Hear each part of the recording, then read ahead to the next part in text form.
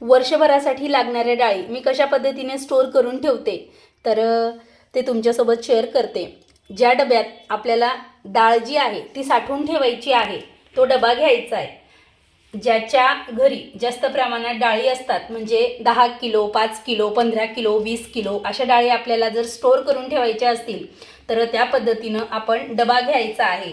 आणि त्यानंतर जे न्यूजपेपर असू देत किंवा वह्यांचे जी पानं असतात, मुलं शाळेत जातात तर आपल्याकडे उन्हाळ्यात बऱ्याच त्यांचे असे रद्दी पेपर निघत असतात, तर खाली अशा पद्धतीनं आपल्याला वह्यांची जी पानं असतात किंवा न्यूजपेपर तो असा खाली रचून घ्यायचा आहे। आणि सगळ्यात खाली तळाला जे बघा जाळ मीठ असतं आपल्याकडे, खडे मीठ ज्याला आपण म्हणतो, तर ते खाली तळाला घालायचं आहे। आता जर तुमच्याकडे असं खडं मीठ नसेल तर जे साधं मीठ असतं आपण नेहमी वापरतो, आता हे सेंधव नमक आहे ते सुद्धा तुम्ही घालू शकतात, पण जे साधं मीठ असतं टाटा मीठ असू दे किंवा अन्य कुठलंही तर ते सुद्धा तुम्ही खाली तळाला असं घातलं तरी सुद्धा चालतं। आणि त्यासोबतच ज्या लवंगा असतात तर त्या लवंगासुद्धा आपल्याला एक 5-6 घालायच्या आहेत। आणि त्यानंतर जी डाळ आपल्याला स्टोअर करून ठेवायची आहे तर ती टाकायची आहे।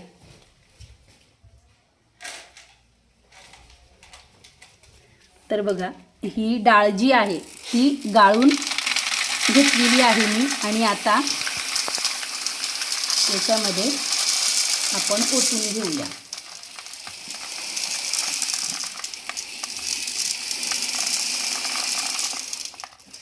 आता थोडीशी डाळ आपण घातली की त्याच्यानंतर पुन्हा आपल्याला याच्यात खडे मीठ किंवा साधं जे बारीक मीठ असतं तर ते टाकायचं आहे।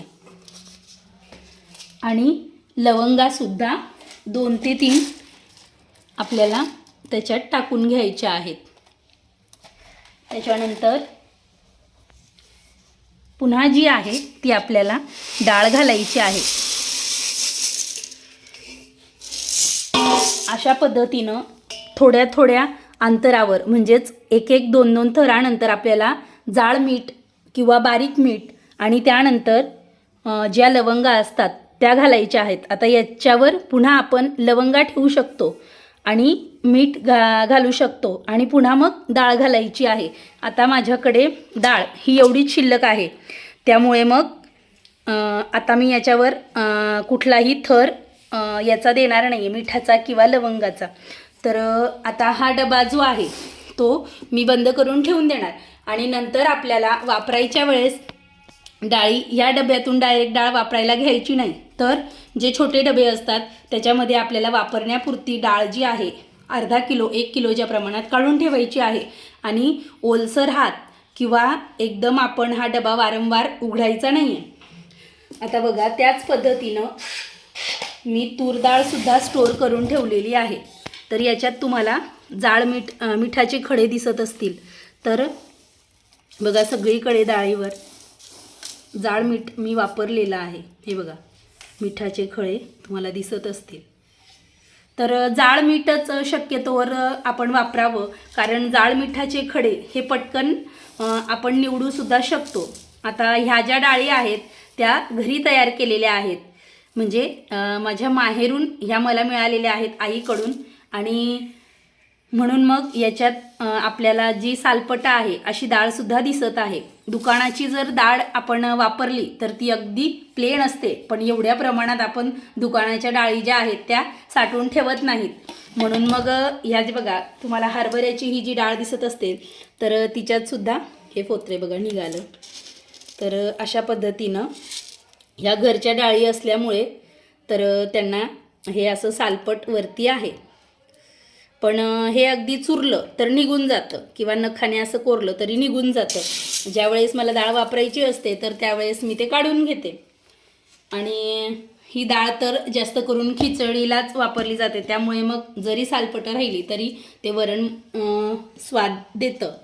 तर तुम्हाला जर डाळी स्टोअर करायच्या असतील तर नक्की अशा पद्धतीनं करून बघा, आणि याच्याने धणूर किंवा कीड हे लागत नाही डाळींना, आणि छान अशा डाळी आपल्या वर्षभर टिकून राहतात। याच्यातसुद्धा मी लवंगा आणि मीठच घातलेला आहे. आता तुम्हाला जर लवंग घालायची नसेल तर मिठाबरोबर तुम्ही हिंगसुद्धा घालू शकतात. जो खडा हिंग येतो बघा, तर त्या खडा हिंगाचे तुकडे तुम्ही याच्यात घालायचे आहेत. तर त्या वासाने सुद्धा याला कीड लागत नाही. आणि मध्यंतरी मी तुरीच्या डाळीला एरंडेल तेलसुद्धा लावून ठेवायची. अगदी जास्तीचं तेल हे तूर डाळीला लावायचं. हरभरा डाळीला आपण एरंडेल तेल शक्यतोवर लावत नाही. तूर डाळीला आपण एरंडेल तेल हे लावू शकतो आणि ते पचनासाठी सुद्धा चांगलं असतं. म्हणून अशा पद्धतीनं जर आपण डाळी ह्या स्टोअर करून ठेवल्या तर त्याला वर्षभर सुद्धा कीड लागत नाही. आणि वर्षभरानंतर एखाद वेळेला तरी ह्या डाळींना आपल्याला ऊन दाखवणं हे गरजेचं आहे. वर्षातून किमान एकदा तरी आपण डाळींना ऊन दाखवावं. तर चला, कसा वाटला आजचा व्हिडिओ? आवडला असेल तर लाईक करा आणि पुन्हा भेटूयात आणखीन एका नवीन व्हिडिओमध्ये. तोपर्यंत बाय बाय.